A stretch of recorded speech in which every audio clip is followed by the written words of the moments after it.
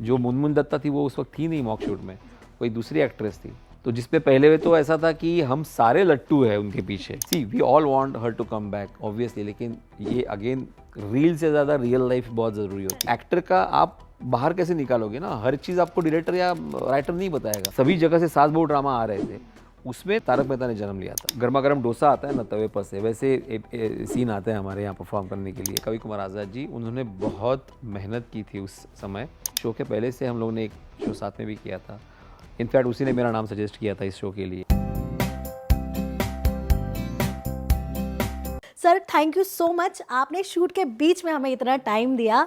So sir पहले तो मुझे सर आपकी ये जो जर्नी रही है, मुझे आपकी जर्नी के बारे में आपसे जानना है कि किस तरह से आप देखते हैं आपकी इस जर्नी को। बचपन से तो था ही, कलाकार बनने का शौक़ था। मैं शौक़ नहीं बोलूँगा, पैशन था। तो इस वजह से अच्छा लगता है जब आप चीज़ अचीव करते हो और आपको एक अच्छा ऐसा शो मिलता है जो सालों साल चल रहा है, एक यूनिक शो बन गया है, एक पहचान बना दी है। तो बहुत अच्छा लगता है कि चलो अपने हमने जो स्ट्रगल किया है या जो मेहनत की है वो सफल हो गई है। और मेन बात तो होती है कि जब आपको सफलता मिलती है उसको उसके बाद उसको बरकरार रखने के लिए आपको जो मेहनत करनी पड़ती है वो ज़रूरी होती है। तो उसका कोई मतलब अंत नहीं है, आपको मेहनत करते रहनी है, बिकॉज़ एक बार सफलता प्राप्त होने के बाद आपको उस सफलता को मेंटेन भी रखना होता है। तो इन ऑल अच्छा लगता है जब भी सोचता हूँ। जी सर, जब सेट पर आप पहले दिन कदम रखे थे तारक मेहता के सेट पर, उस दिन को जब आप याद करते हो क्या याद आता है आपको? मुझे इतना सा पौधा याद आता है जो हमारे सोसाइटी के गार्डन में लगा हुआ है। आप अभी आप सोसाइटी के गार्डन में जाएंगे तो उसका बड़ा वृक्ष बन चुका है। तो वो इतना सा पौधा था और उसके इर्द गिर्द हम लोग बैठे थे, कुर्सियाँ डाल के, सबसे इंट्रोडक्शन हो रहा था कि ये इनका रोल करेंगे, इनका रोल करेंगे, सबसे पहली बार मिल रहे थे, पीछे सेट बन रहा था। तो वो पूरा विजुअल्स याद आता है जब भी पहले दिन हम लोग बात करता हूँ तो। जी, सबसे पहला शॉट आपका किसके साथ लगा था एंड इंट्रोडक्शन में सबसे पहले किससे मिले थे आप? सबसे पहले हम लोग पूरा कॉम्बिनेशन सीन ही था। इंट्रोडक्शन हुआ था मेरा, सबसे पहले हुआ था चंपक चाचा के साथ, हमने वैनिटी शेयर की थी और फिर मेरी मुलाकात हुई थी दिलीप भाई से। अब तो हम लोग तीनों थे जहाँ पे हमने पहला एक रफ शूट किया था कांदिवली की एक सोसाइटी में, और जब हमने टेलीकास्ट शूट किया उसका वो था फिल्म सिटी में, नहीं कांदिवली में बसरा स्टूडियो है जहाँ पे कोर्ट का सीन था। तो वो पहला दिन था हम लोग का शूट का। जी, इतने सालों से शो तो चल रहा है, बट आपके दिल के सबसे ज़्यादा अजीज़ कौन सा सीन है जो मतलब आप कभी भी अगर शो रहे या जितना भी आगे बढ़ते रहे शो, आप शो में रहो ना रहो, बट वो यादें आपके साथ ज़रूर रहेगी, क्या है वो? नहीं, इसे हाथ हाथ की 5 उंगली में से कौन सी उंगली फेवरेट है, ये सवाल पूछने जैसा है ये। तो हर एपिसोड मेरे लिए उतने ही मायने रखता है, बिकॉज हर एपिसोड में मेहनत उतनी थी, हर एपिसोड में हमने इम्प्रोवाइजेशन उतना ही किया है, या हर एपिसोड में जो लिखा गया है राइटर की तरफ से या क्रिएटिव लेवल पे मेहनत उतनी ही है कंटिन्यू। तो ऐसा फेवरेट कौन सा है बोलना बहुत मुश्किल है, सभी एपिसोड्स फेवरेट है। लेकिन उसमें से भी अगर मैं कहना चाहूँ तो जो मेरे गले में सीटी अटकी थी वो वाला एपिसोड था, या हाथी भाई जब पेड़ के नीचे फंस जाते हैं, या रिक्शा में फंस जाते हैं, या जेठालाल किसी मुसीबत में फंस जाता है, जब जेठालाल ऊँट पे पाकिस्तान चला गया था, वो वाला एपिसोड। ऐसे अनगिनत एपिसोड है। ऊपर से एक एपिसोड बहुत स्पेशल है हमारे लिए, सबके लिए, क्योंकि इंडस्ट्री के महानायक अमिताभ बच्चन जी हमारे शो में आए थे। वैसे तो काफ़ी सारे कलाकार आए, लेकिन वो एक बहुत बड़ा दिन था हम सब के लिए कि जब वो महानायक हमारे सेट पे थे। जी, सर हाथी भाई जब पेड़ के नीचे दब गए थे, वो मुझे आज भी याद है। हर जगह जब वो एपिसोड आया था ना कि इनफैक्ट हमारी भी सोसाइटी में ये बात हो रही थी कि हाथी भाई तो पेड़ के नीचे दब गए। आप क्या शेयर करना चाहेंगे उस वक्त आप लोगों के लिए, मतलब जो शूट का मोमेंट था उस दिन? उसके लिए मैं आज़ाद, मतलब जो हमारे बीच अभी नहीं है, कवि कुमार आज़ाद जी, उन्होंने बहुत मेहनत की थी उस समय, क्योंकि उस पोजीशन पे पड़े रहना काफ़ी देर तक, और जिस हिसाब से उनका बहुत ही हेवी वेट शरीर था, तो वो उनके लिए बहुत दिक्कतें हो रही थी। लेकिन फिर भी एक कलाकार होने के नाते उनको मालूम था कि ये मेरा काम है, तो वो बिना कोई तकरार किए वो काम कर रहे थे। और वो काफ़ी दिनों तक हम लोग का शूट चला, क्योंकि बहुत बड़ा सीक्वेंस था। लेकिन उनका डेडिकेशन उसमें काफ़ी हद तक, मैं बोलूँ ना कि उन्होंने इतना डेडिकेशन दिया जिसकी वजह से वो सीन उभर के आया। जी सर, कितने घंटे तक चला था वो? नहीं, 12 घंटे तो चलता ही रहता था हम लोग के, लगातार 5 से 6 दिन हम लोग को शूट चला कंटिन्यू, जिसके लिए उनको सुबह आने के बाद पेड़ के नीचे लेटे रहना है, फिर वापस लंच में खड़े रहेंगे, फिर नीचे जाएंगे। वो उनके लिए वो बहुत दिक्कत होती थी, क्योंकि इतना हेवी शरीर था कि बार बार उठ के बैठो, कुर्सी पे बैठो वगैरह, वो नहीं था। फ़ैन की हवा भी नहीं लग रही थी। ऊपर से हम लोग ने वो आउटडोर किया था, रास्ते पे था, और जिस रास्ते पे था वो रास्ते पे ढलान थी, तो और भी दिक्कतें थी उसमें, लेकिन फिर भी उन्होंने किया। जी। इसके अलावा सर अगर मैं बात करूँ, इतने सारे फेस्टिवल्स आप लोग शो में सेलिब्रेट करो, मतलब इतने सालों से जितना मतलब घर पे नहीं टाइम देते उतना उससे ज़्यादा सेट पर देते हो। जी बिल्कुल। सेट के हर कोने से एक अलग लगाव होगा आपका, तो सेट से 100%। क्या बताना चाहेंगे? तारक मेहता के इतने बड़े सेट पे जो 2 पार्ट में डिवाइडेड, हम ऐसा भी कह सकते हैं, जो बाहर वहाँ ग्राउंड का अलग, यहाँ का अलग, क्या बताएंगे आप इसकी? पहले तो 2008 से लेके 2015 तक हम लोग कांदिवली में एक श्याम नारायण स्कूल है, जिसके टॉप फ्लोर पे सबके घर के सीन शूट होते थे। तो वो एक बहुत बड़ा हमारे लिए चैलेंज था, क्योंकि यहाँ से लेके वहाँ शिफ्टिंग करना, अभी तो खैर प्रॉब्लम नहीं है, बाजू में ही है, लेकिन उस वक्त क्या होता था कि एक सीन होने के बाद हमने कितनी दफ़ा नाइटों में भी रात को 1 बजे शिफ्टिंग करके वहाँ पे 3 बजे सीन रात को शुरू किया है, जो सुबह 5 बजे ख़त्म हुआ है। तो ये सारी यादें भी है।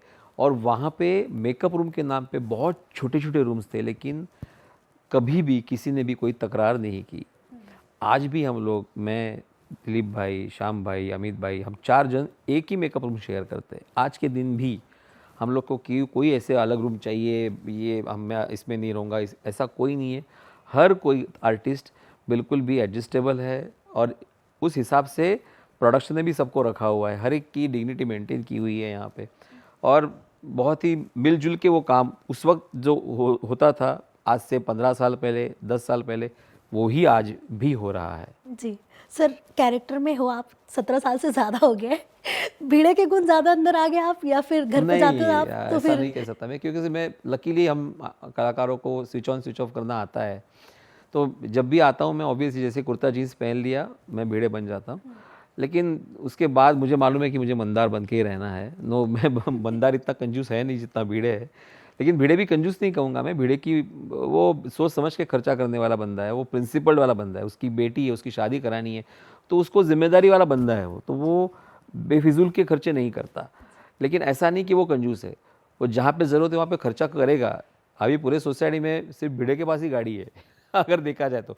उसके बाद सोडी के पास जीप आई, उसके बाद अय्यर के पास गाड़ी आई, लेकिन पहले से भीड़े के पास गाड़ी है। जी सर, शो में जिस तरह से भिड़े जो है इतने रूल्स को लेकर, मतलब हर चीज़ में एकदम डिसिप्लिन है, रियल लाइफ में मंदार जी से कितना रिलेट कर बिल्कुल है, क्योंकि मेरे ख्याल से हर एक कलाकार को या किसी भी व्यक्ति को, कोई भी क्षेत्र हो, डिसिप्लिन होना ही चाहिए, because discipline is the key to success. अगर आप डिसिप्लिन अपने रोज़ाना रूटीन में लाते हो, तभी आप आगे बढ़ते हो, तभी आप यश प्राप्त कर सकते हो। क्योंकि अगर आप में डिसिप्लिन नहीं होगा, अगर आप में अब लेड बैक एटीट्यूड होगा, हाँ भाई देखते हैं, करते हैं, क्या शॉट है भाई, क्या है, कर बोलो ना जरा बात, ये ऐसा चलेगा ही नहीं। So that discipline makes you perfect actor. So मेरे हिसाब से डिसिप्लिन में भीड़े भी है, डिसिप्लिन मंदार भी है। जी सर, इसके अलावा अगर मैं बात करूँ जो आपकी सखी है शो में सर, तो सखाराम अगर बोल सकता तो मंदार जी हैं जो उससे किस तरह से बात करते? नहीं, ऐसे होते हैं लोग, जैसे पोपटाल उसके छाती के साथ बात करता एग्जैक्टली है, सर, वैसे ही है भीड़े का भी है, क्योंकि उसको मेहनत की कमाई से लिया हुआ सखाराम है, और वो उसका साथी है, हर जगह पे उसको पहुंचाता है, डिलीवरी में काम आता है। तो उसका एक लगाव है उसके प्रति कि भाई कोई नहीं तो चलो अपने मन की बात वो सखाराम के साथ शेयर कर सकता है। तो ऐसे लोग होते हैं जो करते हैं चीज़ों से बातें, निर्जीव चीज़ों से बातें होती रहती है, करते रहते हैं। जी ऑल्सो सर, एक बहुत ही प्यारा सीन था शो का, एक एपिसोड आया था जिसमें सोसाइटी में भूतनी की एंट्री हुई थी। हाँ सर, उसके बारे में क्या मेमोरी शेयर करेंगे? वो बहुत, जब पहली बार हमने किया था, हमको नहीं पता था कि वो इतना हिट होगा एपिसोड। हम तो मज़े लेके शूट कर रहे थे वहाँ पे। उस वक्त हमको भी था कि अरे उस वक्त मतलब जब एपिसोड देखने की उत्सुकता इसलिए थी क्योंकि वीएफएक्स में हम लोग कैसे वो करेंगे, कैसे उनको उड़ता हुआ दिखाएंगे, तो वो एक एज अ ऑडियंस हमें भी उत्सुकता थी कि कैसे करेंगे वो शूट। लेकिन इतना मज़ा आया वो शूट करते करते, हम सबके एक्सप्रेशंस उस वक्त काम आए जब थिएटर करते थे, तो जो भाव मुद्राएं हमने सीखी थी उसमें कितना लाउड होना चाहिए, तो वो उस वक्त काफ़ी काम आया। क्योंकि जब भूतनी का एपिसोड था तो सारी चीज़ें लाउड करनी थी हमें, कोई भी सटल चीज़ें नहीं होती, क्योंकि आप जितना ज़्यादा डरोगे उतनी पब्लिक ज़्यादा हंसेगी, और वही हुआ। तो जितना भिड़े ज़्यादा डरा, जितना चंपक ज़्यादा डरा, उसमें वो हंसी उभर के आई और वो एपिसोड हिट हो गया। वो एपिसोड देख के आप और आपके घर वाले कितना हंसे थे? बहुत हंसे थे, क्योंकि जैसे मेरा बेटा तो बहुत छोटा था, लेकिन उसने जब बाद में एपिसोड्स देखे भूतनी के तो उसको बहुत अच्छे लगे। वो इसने मतलब हर एक ने एंजॉय किया वो सीन, क्योंकि लोगों को सामने वाला डर रहा है या डर में उसे ह्यूमर आ रहा है तो लोगों को अच्छा लगता है। जब जैसे मैं और जेठालाल झगड़ा करते हैं या मैं और पोपटलाल झगड़ा करते हैं तो लोगों को अच्छा लगता है कि आप में झगड़ा होता है तो अच्छा लगता है। मैं बेसिकली ये ऐसा नहीं होना चाहिए, लेकिन सी दिस इज़ ह्यूमर। वो जो होता है वो फाइट, वो ह्यूमरस फाइट होती है, तो मज़ा आता है करने में। जी सर, आपके सोसाइटी के सेक्रेटरी आपसे कितना डरते हैं? नहीं नहीं नहीं नहीं नहीं, मैं अपने सोसाइटी में कम और गोकुलधाम सोसाइटी में ज़्यादा रहता हूँ। मैं बोला तो सही, क्योंकि मेरे टेक्निकली मैं 12 घंटे तो शूट पे ही हूँ। आने जाने का आप 1-1 घंटा पकड़ लो तो हार्डली मैं 4 से 5 घंटा घर पे रहूँगा, उसके बाद मैं सोता रहूँगा। तो ज़्यादातर लोग मिलते ही नहीं हैं। मैं कभी फेस्टिवल में अपनी बिल्डिंग में गया तो पता चलता है कि अरे अच्छा ये हमारे पड़ोसी है। तो वो जितना मिलना यहाँ होता है ना, जितने हम लोग 17 साल से जितने हम लोग एक दूसरे के साथ रह चुके हैं ना, उतना मैं रियल लाइफ में नहीं रह रहा हूँ किसी के साथ। सर इसके अलावा जो भूतनी वाला मैंने कहा था आपको एपिसोड, उसमें तो आपने एक्सपीरियंस कर लिया था, जो भी आपको दिखाना था ऑडियंस को वो तो हिट हुआ था, बट क्या रियल लाइफ में आपने कभी ऐसे पैरानॉर्मल एक्टिविटीज हुई है? नहीं, कुछ नहीं हुई। बेसिकली ऐसा कभी मैंने महसूस भी नहीं किया। ऐसा नहीं कि डर नहीं लगता, कभी कभी किसी जगह पे अगर आप अकेले हो, सुनसान जगह हो, तो ऑब्वियसली एक मन में थोड़ा सा डर होता है, लेकिन मुझे ऐसी कोई अनुभूति नहीं हुई है। कभी ऐसे दोस्तों ने, क्योंकि जो दोस्त होते हैं वो कभी कहानियां सुना सुना कर डराने की नहीं कोशिश नहीं, जरूर। लेकिन हाँ ऐसा कभी हुआ नहीं है। जी। इसके अलावा सर इतनी बड़ी कास्ट है, आपकी सबसे ज़्यादा दोस्ती किससे अच्छी वाली है? नहीं देखो, अभी दोस्ती तो सभी से है, क्योंकि सबके साथ सीन होते हैं। फिर भी मैं, दिलीप भाई, श्याम और अमित, चंपक, जेठा, पोपट, भिड़े, ये हम लोग साथ में इतने सालों से है, साथ में बैठना, खाना खाना, नाश्ता करना, तो ये दोस्ती आप कह सकते हैं कि हम लोग है बहुत नज़दीक एक दूसरे से। और obviously Sonalika is my best friend, क्योंकि हम लोग साथ में सीन भी करते हैं। सोनालिका तो मैं पहले से जानता हूँ, शो के पहले से हम लोग ने एक शो साथ में भी किया था। इनफैक्ट उसी ने मेरा नाम सजेस्ट किया था इस शो के लिए। तो ऑब्वियसली मैं मतलब she is the best friend of mine. Sir जो नाम सजेस्ट किया था उन्होंने, उसके पीछे की क्या स्टोरी थी? मैं और सोनालिका ने एक शो किया था मीडियाटेक एंटरटेनमेंट के लिए, परिवार नाम का, ZTV के लिए आता था, तो जिसमें हम लोगों ने हस्बैंड वाइफ का किया था। फिर उसके बाद वो 2-3 महीने में हम लोग का वो ट्रैक ख़त्म हो गया था। फिर सोनालिका ने ऑडिशन दी थी यहाँ पे, तो वो सिलेक्ट हो गई थी। उनको टिपिकल जो महाराष्ट्रियन कपल चाहिए था उसमें से उनको वो मिल गई थी। उनको चाहिए था कि एक टिपिकल ब्राह्मण लुक वाला एक आपका पति का रोल होना चाहिए, जो आपका ये है और वो जो शिक्षक दिखे। तो सोनालिका ने 1-2 और नाम सजेस्ट किए थे, तो सोनालिका को लकीली मेरा नाम याद आया।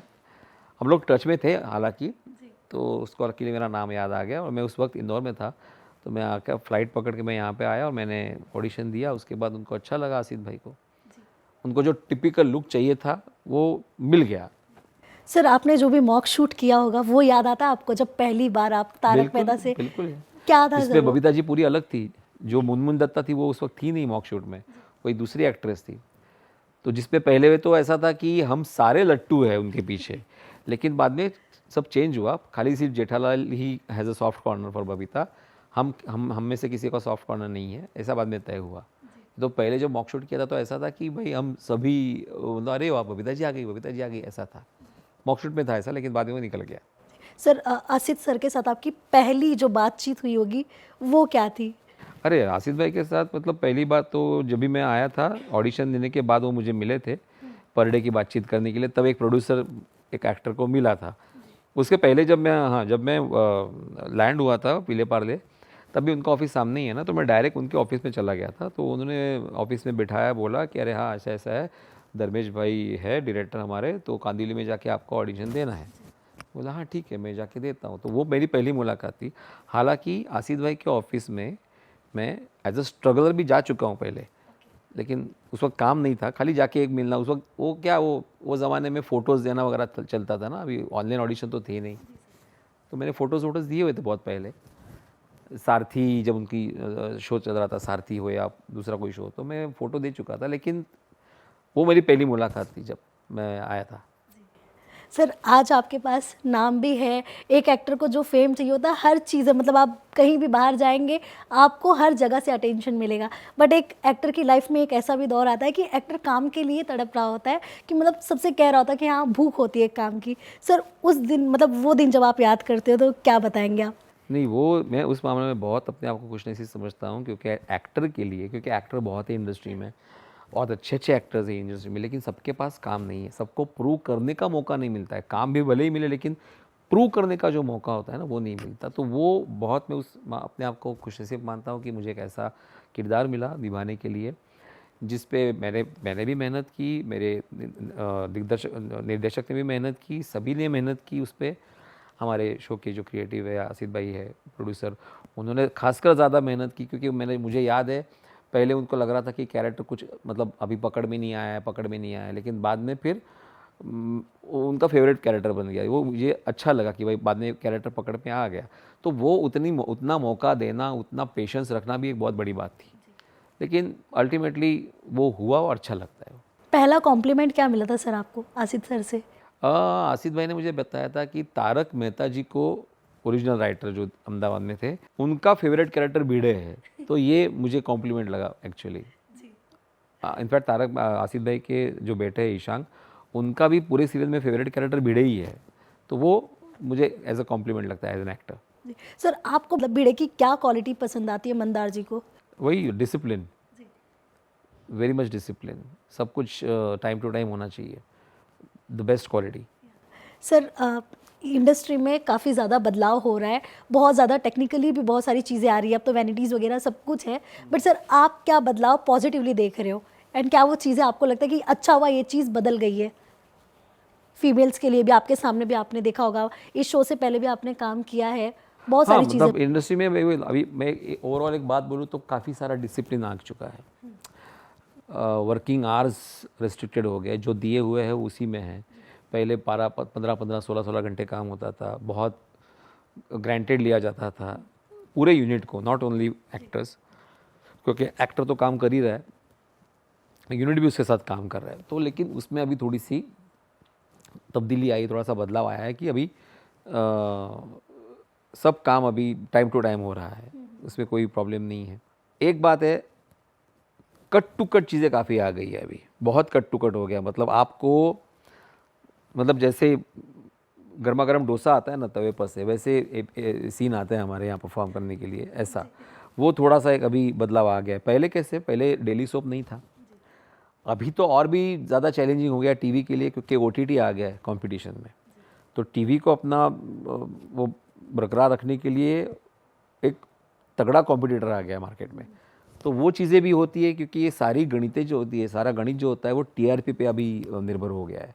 पहले के ज़माने में कैसे आपके एपिसोड्स पता है आपको कौन से करने हैं, या हफ्ते में एक एपिसोड आ गया, 2 एपिसोड आ गया। अभी तो डेली सोप, मतलब कुछ कुछ सीरियल तो मंडे से लेकर संडे तक, मतलब आपको कोई ब्रीदिंग स्पेस ही नहीं है। पहले हम लोग तारक मेहता मंडे से लेकर थर्सडे करते थे, फिर मंडे से फ्राइडे हुआ, फिर मंडे से सैटरडे हुआ। लेकिन थैंक्स टू आसिफ भाई कि उन्होंने मंडे से संडे नहीं होने दिया, नहीं तो फिर बैंड बज जाती। लेकिन ये बहुत बदलाव है मतलब इंडस्ट्री में। ऑल्सो सर आप इतने सालों से इंडस्ट्री में हो, कई हेडलाइंस बनी होगी, बट कोई ऐसा एक हेडलाइन जो अभी तक आपको याद आता है कि जब आप कोई न्यूज़ की बात करें आपके सामने? ऐसी कोई खास हेडलाइन नहीं याद है बेसिकली, मतलब वही जब तारक मेहता हुआ, जब बना भूतनी के एपिसोड के बाद, जब इंडस्ट्री ने दखल ली उसकी, बाबा अरे हाँ तारक मेहता में है, ओके अच्छा तारक मेहता, तो वो एक चीज़ याद है मुझे कि भाई मीडिया ने जब एक्चुअली तारक मेहता को मतलब जानना शुरू किया कि अरे भाई जाना चाहिए इनके सेट पे भी, कुछ तो है बात इसमें। हालांकि ऐसी सीरियलें पहले आ चुकी है, ये स्टोरी कोई अलग स्टोरी नहीं है, लेकिन ये उस वक्त आई थी जब काफ़ी सास बहू पूरा मतलब सभी जगह से सास बहू ड्रामा आ रहे थे, उसमें तारक मेहता ने जन्म लिया था। तो वो एक अलग चीज़ हुई थी उस वक्त, और जो सबको पसंद आई थी। और हमारी विशेषता ये है कि सभी एपिसोड्स बहुत सिंपल थे, अभी भी हम लोग एपिसोड सिंपल ही बनाते। आपने कभी गॉडी मेकअप या सॉलिड कॉस्ट्यूम्स और सब कुछ भी देखा होगा। अगर रात को मैं उठाऊँ तो मैं बनियान और पैजामे में उठाऊँ, मैं कोई ऐसे बहुत, या तो कोई भी लेडी तो वो वैसे ही नहीं लिखी कि फुल मेकअप करके उठी है रात के 12 बजे 3 बजे भी, वो बहुत नेचुरल, जितना नेचुरल हो सके उतना नेचुरल रखने की कोशिश की है। तो मेरे ख्याल से वही वो एक मोमेंट था जब ये नोटिस हुआ पब्लिक को कि ये बहुत नेचुरल शो है। सर जब शुरू में, क्योंकि अब तो टीआरपी हमेशा शो रहता ही है टीआरपी में, बट शुरू में जब आप लोग बिल्डअप कर रहे थे, मतलब ऑडियंस बना रहे थे सब, उस वक्त जब टीआरपी पहली बार एकदम तगड़ी वाली आई थी, उस वक्त सेट पर क्या माहौल था? वो तो रियलाइज़ होने में काफ़ी टाइम लगा हम लोग को कि भाई इतना बड़ा टीआरपी आ चुका है। सी फ्रैंकली अभी भी टीआरपी के गणित में फंसते ही नहीं है, वो तो अभी है कि भाई हाँ अच्छा इतना आया क्या, हाँ ठीक है, अरे इतना आया, ऐसा है ही नहीं यहाँ पे कोई। आपको आना है, आपको काम करना है, आपको आपका बेस्ट देना है और चले जाना है। अरे इतना टीआरपी आता है, अरे मालूम है इतना गया, कुछ नहीं। और कोई भी एक्टर उसमें पड़ता ही नहीं, बिकॉज उसके लिए टीम बैठी है ऑफिस में, वो काम करेंगे, क्रिएटिव टीम बैठी है, वो काम करेंगे। तो हम लोग उतना टीआरपी के पीछे दौड़ते ही नहीं। हाँ एक बार पूछ लेते एज अ क्यूरियोसिटी कि बाबा कितना आया है, अच्छा इतना आया है, अरे वाह वेरी गुड, इतना गया, अरे वाह वेरी गुड, ऐसा ही है। जी, मतलब नॉर्मल ही बिल्कुल रिएक्शन नॉर्मल होता है, है। बिल्कुल। जी सर, इसके अलावा जब आप लोग पूरी कास्ट साथ में बैठते हो, तारक मेहता की पूरी, तो आप लोग कभी सीन्स के बारे में, मतलब ऐसा होता है कि कोई सीन बहुत ज़्यादा हिट हुआ हो, उसके बारे में डिस्कशन होती है आप लोग की? बिल्कुल होती है ना, बिल्कुल। हम लोग रीडिंग साथ में करते हैं, तो हम लोग ने जो सीन किया हुआ होता है, जो लोगों को बहुत पसंद आया होता है, उस पर हम लोग डिस्कस भी करते हैं। उसमें काफ़ी सारे हम लोग भी बहुत हंसते हैं, क्योंकि अगर हम लोग परफॉर्म करते वक्त हंसते हैं, मतलब इसका मतलब है कि ऑडियंस हंसेगी। हम लोग एंजॉय करें मतलब ऑडियंस एंजॉय करेगी। अगर हम लोग ही एंजॉय नहीं करेंगे तो ऑडियंस कहाँ से एंजॉय करेगी? As simple as that. इतने सारे जो लाइंस आप लोग देते हो, कभी ऐसा हुआ है कोई आपने लाइंस चेंज कर दिया हो और वो ज़्यादा हिट हुई हो? काफ़ी और होता है, किसी राइटर लिखता है अपने हिसाब से, उसने भी अपना कंट्रीब्यूशन दिया होता है, फिर एज ए एक्टर हम लोग उसको कंट्रीब्यूट करते हैं, इम्प्रोवाइज करते हैं। वो तो हर एक कॉमेडी सीरियल में होता ही है, होना ही चाहिए रादर। तो फिर एक्टर का आप बाहर कैसे निकालोगे ना, हर चीज़ आपको डायरेक्टर या राइटर नहीं बताएगा। एक्टर का भी खुद का एक होना चाहिए ना, तो जो आप दे सकते हो वो आप देना चाहिए आपको। ऑल्सो सर, एक दया बहन की अगर मैं बात करूँ, शो में एक दया बहन का किरदार जो है, जैसे हर एक किरदार ने अपना एक जगह बनाया, दया बहन का भी है वैसा, हर कोई इंतज़ार करता रहता है। क्या बताना चाहेंगे सर, आपने जो लास्ट शॉट किया होगा मैम के साथ, क्या था वो? हाँ अगर आपको याद हो तो। 2017 में शूट किया था हमने कॉम्बिनेशन सीन। उस वक्त दिशा जी काम कर रही थी, लेकिन फिर वो अपने अपने काम में बिजी हो गई, पर्सनल लाइफ में बिजी हो गई। See we all want her to come back obviously, लेकिन ये अगेन रील से ज़्यादा रियल लाइफ बहुत ज़रूरी होती है। तो उनके रियल लाइफ में क्या चल रहा है उनको ज़्यादा मालूम है, उनकी प्रायोरिटीज़ क्या है उनको ज़्यादा मालूम है। सर कांटेक्ट में रहते हैं अभी भी आप लोग? कभी कभार मिलना होता है तो ऑब्वियसली मिलते हैं अच्छे से। ये बीच में सेट पे भी आके गए थे वो। जी। ऑल्सो एक आखिरी सवाल है सर, शो में तो आप डिसिप्लिन है ही, बट रियल लाइफ में जब आपका एक कोई अच्छा पल होता है, जैसे घर पे कुछ सेलिब्रेशन हुआ कुछ, उस वक्त आपका मतलब किस मूड में रहते हैं आप? एकदम मैं बहुत अलर्ट मोड में रहता हूँ। अगर मेरा सेलिब्रेशन है घर पे तो मैं सारी चीज़ें आई कि नहीं, टाइम टू टाइम आई है कि नहीं, सारी चीज़ें अरेंज्ड हुई है कि नहीं, ये सब मैं देखता हूँ। और मुझे परफेक्शन मुझे हर बात में चाहिए। अगर मैं घर पे सेलिब्रेट कुछ कर रहा हूँ, सबको मैं बुला रहा हूँ, तो सबको अच्छे से, सबकी अच्छे से खातिरदारी करना ये मेरा काम है। इसलिए मैं हर जगह पे बिल्कुल सतर्क रहता हूँ। शूट नहीं करते आप जिस दिन, उस दिन आप क्या करते हो? हाँ वो दिन देखना ज़रूरी है अभी मुझे। जिस दिन मैं शूट नहीं करता हूँ तब क्या करता हूँ, वो दिन आएगा। अभी 3 दिन आएंगे दिवाली में। I will enjoy Diwali with my family. ये सब, बट सर मोस्टली आप घर पे रहते हैं या फिर बाहर जाना पसंद करते हैं? नहीं, मैं घर पे रहता हूँ, क्योंकि बाहर जाने का मौका ही नहीं मिलता। एक ही दिन मिलता है ना, तो बाकी के काम कर देते हैं छोटे मोटे। जी, thank you so much sir, आपने इतना टाइम निकाला हमारे लिए। लास्टली आपके ऑडियंस के लिए क्या मैसेज देना चाहेंगे? बस कुछ नहीं, जैसे हम एक बोलते हैं कि तारक मेहता का उल्टा चश्मा अभी जैसे एक शो नहीं है, it's a way of life. तो आपसे यही सबको विनती करता हूँ, सभी दर्शकों से, कि इतने सालों से आप हमें प्यार दे रहे हैं, वही प्यार आप कंटिन्यू रखिए। हम भी आपका मनोरंजन करने के लिए वचनबद्ध है। हम अपना मनोरंजन करते रहेंगे। कभी कभार थोड़ी मोटी गलती होती है तो बड़ा मन रख के माफ़ कर दीजिएगा, लेकिन ये सिलसिला रुकना नहीं चाहिए। बस देखते रहिए तारक मेहता का उल्टा चश्मा। Thank you so much sir, and all the best sir. ऐसे 17 साल को 70 साल करें और भी और आगे बढ़ता रहे। Very thank you good, so much.